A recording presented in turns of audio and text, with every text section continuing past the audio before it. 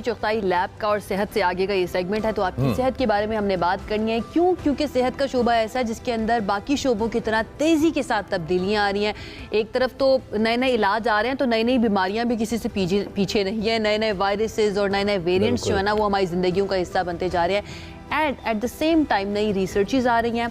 AI integration जो है वो मेडिकल की फील्ड के साथ बहुत ज़्यादा बढ़ती जा रही है। और हम ये कह सकते हैं कि मेडिकल की फील्ड जो है एक पूरी मेडिकल साइंस, और ऐसे कुछ इदारे हमारे यहाँ पर मौजूद हैं जो इन तमाम चीज़ों को एक जगह इकट्ठा करते हैं और इकट्ठा करने के बाद हमारे लिए सबसे बेहतरीन सोल्यूशन लेकर आते हैं, क्योंकि वो तहकीक, तालीम और जिद्दत पर भी काम करें ताकि मरीजों को आलमी मयार की सहूलियात फराहम की जा सके। अब वो कौन सा एक ऐसा इदारा है, आप जरा उसके बारे में बताइए। चुगताई लैब्स का इदारा है, और वो इदारा कर क्या रहा है कि रीच नाम का एक नया मिशन आया है, और रीच नाम का ये मिशन जिन चीज़ों के ऊपर काम कर रहा है, और ये जो एब्रिविएशन है, ये एब्रिविएशन क्या है? ये है रिसर्च, एजुकेशन एंड एडवांसमेंट, और इसको लेके आ रहा है चुगताई लैब। अब इस रीच जो मिशन है, ये वर्ड रीच नहीं है, एब्रिविएशन है रीच, इसको लीड करने में चुगताई लैब्स का क्या रोल है और किस तरह से ये जो रीच एब्रिविएशन बनाया गया है ये मेडिकल के शोबे को तब्दील कर रहा है। हमारे साथ मौजूद हैं कंसल्टेंट पैथोलॉजिस्ट डॉक्टर हिजाब बतूल, जो कि हर दफ़ा इस सेगमेंट में हमारे साथ होती हैं और बहुत ज़बरदस्त इंसाइट भी देती हैं, और इसी के साथ इनका ये सेगमेंट एजुकेशनल भी होता है बहुत हद तक।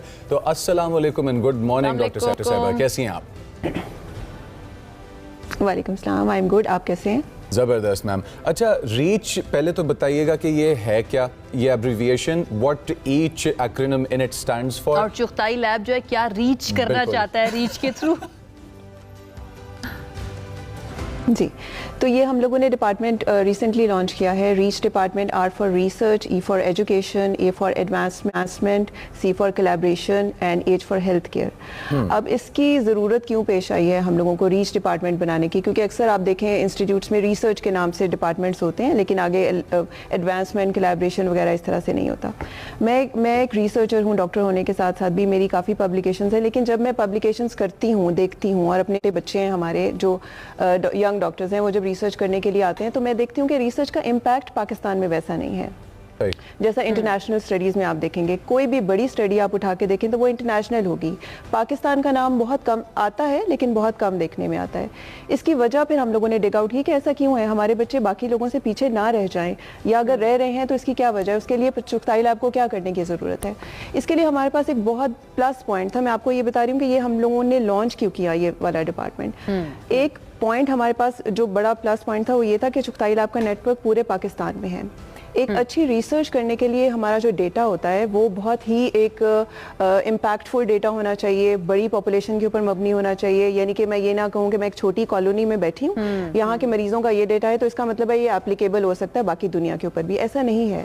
अगर मैंने पाकिस्तान में किसी चीज़ की प्रेवलेंस देखनी है, पाकिस्तान में किसी डिजीज़ की परसेंटेज देखनी है, फॉर एग्जाम्पल डायबिटीज़ है, हाइपरटेंशन है, हेपेटाइटिस है, तो उसके लिए मुझे पूरे पाकिस्तान का डेटा मेरे पास होना और मैपिंग होना बहुत ज़रूरी है। चुगताई लैब का नेटवर्क क्योंकि पूरे पाकिस्तान में है, तो हमने यहाँ से एक्सट्रैक्ट किया कि हमारे पास पेशेंट्स का डेटा भी है और हमारे पास एक्सेस भी है और हमारे पास टेस्ट की सहूलियात भी हैं, तो क्यों ना इसको यूटिलाइज किया जाए रिसर्च को ज़्यादा इम्पैक्टफुल बनाने के लिए। ठीक है, उसमें हमने आर रिसर्च जो है ना वो कर दिया। उसके बाद मैं कंटिन्यू करूँ? जी प्लीज करें। जी, उसके बाद हमारा है एजुकेशन। अगर रिसर्च होगी तो ही मेडिकल एजुकेशन आगे बढ़ेगी। मेरा आज का जो टॉपिक है उस पर ज़्यादा जो फोकस है वो doctors, health care providers, nurses, allied health care providers जो है ना उन लोगों के ऊपर है, यंग स्टूडेंट्स के ऊपर है। और जो कुछ बच्चे मेरे पास ऐसे भी आए हैं कॉलेज और यूनिवर्सिटीज़ के जिनका रिसर्च और थीसिस का हिस्सा होता है कि मेडिकल रिसर्च या कोई भी रिसर्च उन्होंने करनी होती है।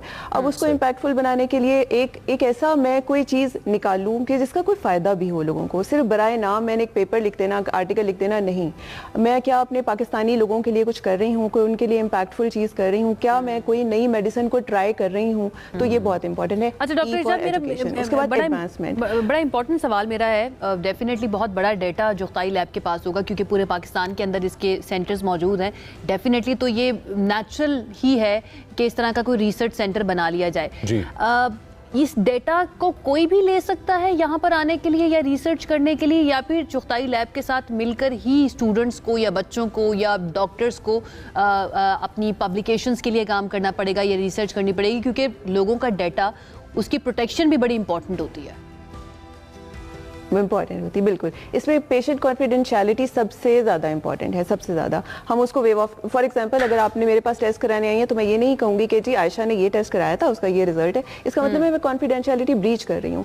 इसमें हमारे पास एक इंस्टीट्यूशनल रिव्यू बोर्ड है जो कि एथिकल बोर्ड, इखलाकी बोर्ड है। उसमें ये हम फैसला करते हैं कि क्या ये रिसर्च इखलाकी हदों के अंदर रह के की गई है, क्या मरीज से इसकी इजाज़त ली गई है, मरीज का डेटा इस्तेमाल करने की इजाज़त ली गई है। फिर हमारे पास कॉन्सेंट फॉर्म्स होते हैं। जो मेरे पास पेशेंट आता है मैं उसे कॉन्सेंट फॉर्म पे सिग्नेचर कराती हूँ कि आपका डेटा रिसर्च के मकासद के लिए इस्तेमाल किया जाएगा।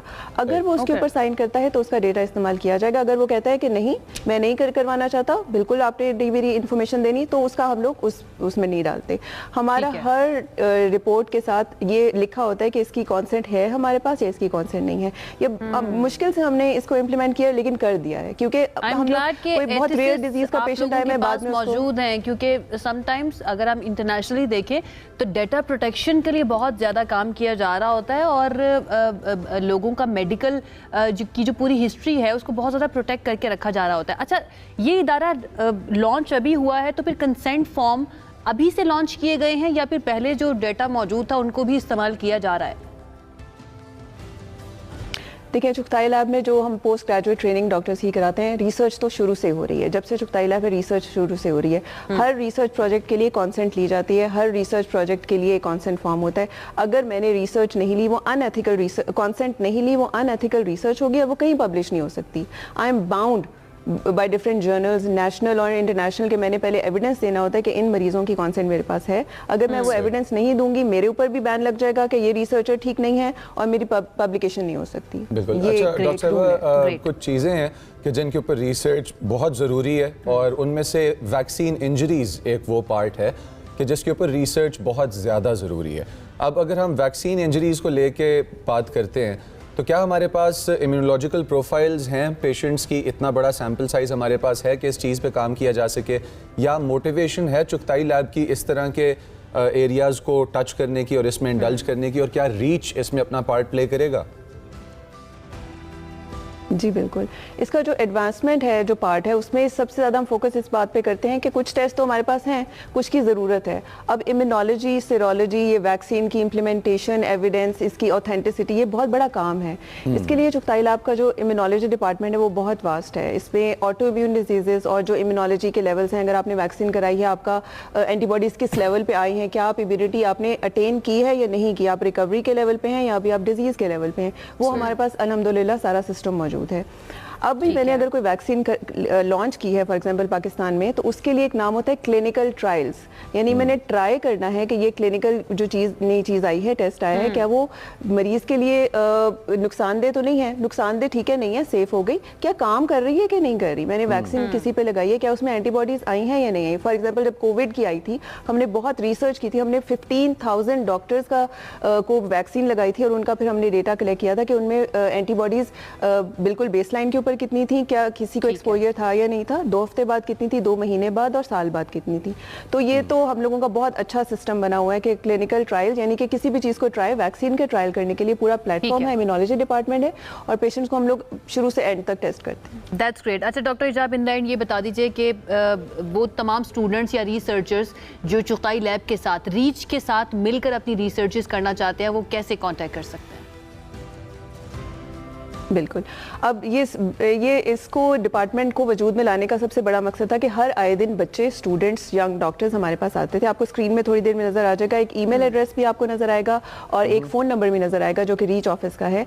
जो नए स्टूडेंट्स, जो यंग डॉक्टर्स या इवन ओल्ड डॉक्टर्स, ओल्ड तो सॉरी नहीं कहना चाहिए, जो कंसल्टेंट्स हैं हमारे, जो एक्सपीरियंस डॉक्टर्स हैं, अगर वो कोई या एक्सपीरियंस डॉक्टर्स जो हैं वो अपना कोई डेटा कलेक्ट करना चाहते हैं तो वो हमसे कांटेक्ट कर सकते हैं कि मुझे इस डिजीज़ के ऊपर इस चीज़ का डेटा चाहिए। कॉन्सेंट वाला डेटा हम उनको उठा के देंगे। अगर वो कहेंगे ये नया टेस्ट बाहर से लेकर आओ, हम वो नई किट बाहर से लेकर आते हैं, हम इम्पोर्ट करते हैं वो टेस्ट जो कभी पाकिस्तान में नहीं हुआ था। मैंने बहुत मल्टीपल प्रोजेक्ट्स किए हैं जो कि वो टेस्ट पाकिस्तान में लॉन्च नहीं था और अभी भी लॉन्च नहीं, क्योंकि वो ट्रायल के मकासद के लिए इस्तेमाल होता है, वो हम लोग वो करते हैं। तो वो स्टूडेंट्स आएँ, हमसे कॉन्टेक्ट करें और हम हर तरह की रिसर्च में उनके साथ करेंगे, कोलैबोरेट करेंगे यूनिवर्सिटीज के साथ, हॉस्पिटल्स के साथ, इंस्टीट्यूट्स के साथ, like we have a wide range. Alright, thank you so much doctor इजाब। हमें और बड़ा अच्छा है रीच का ये इदारा, और मुझे जैसे जैसे पता चलता जा रहा है ना चाइल्ड लैब के बारे में और क्या क्या ये कर रहे हैं मेडिकल की फील्ड के अंदर, खुशी भी होती है कि पाकिस्तान बेस्ड एक ऐसा इदारा है जो इस लेवल पर जाकर काम सिर्फ कर लैब रहा नहीं, है, इंस्टीट्यूशन है पूरा, इंस्टीट्यूशनल लेवल के ऊपर हम जी। कह सकते हैं जाकर काम कर रहे हैं। एक ब्रेक की तरफ जाते हैं, ब्रेक से वापस आएंगे तो और भी सेगमेंट्स हमारे पास। Stay with us.